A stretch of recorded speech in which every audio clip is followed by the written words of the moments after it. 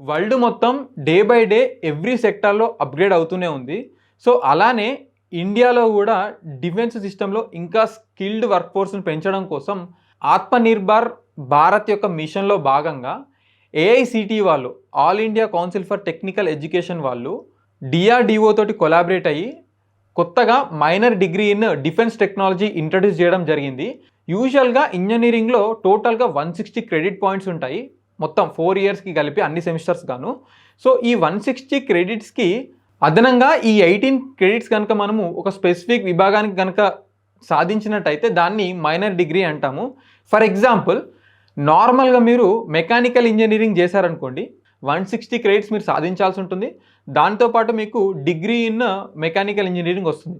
But minor degree in defence technology కూడా దాంతో పాటు చేయడం వల్ల మీకు మెకానికల్ ఇంజినీరింగ్‌తో పాటు ఒక 18 క్రెడిట్స్ డిఫెన్స్ టెక్నాలజీ పైన సాధించాల్సి ఉంటుంది. దీంట్లో మీకు ల్యాబ్స్ ఉంటాయి అండ్ ఇండస్ట్రియల్ విజిట్స్ ఉంటాయి, ఇంటర్న్‌షిప్స్ కూడా ఉంటాయి. సో, వీటి వల్ల అడ్వాంటేజ్ ఏందంటే మీకొచ్చే డిగ్రీలో కూడా mechanical engineering with minor degree in defence technology అని క్లియర్‌గా మెన్షన్ చేసి ఉంటుంది.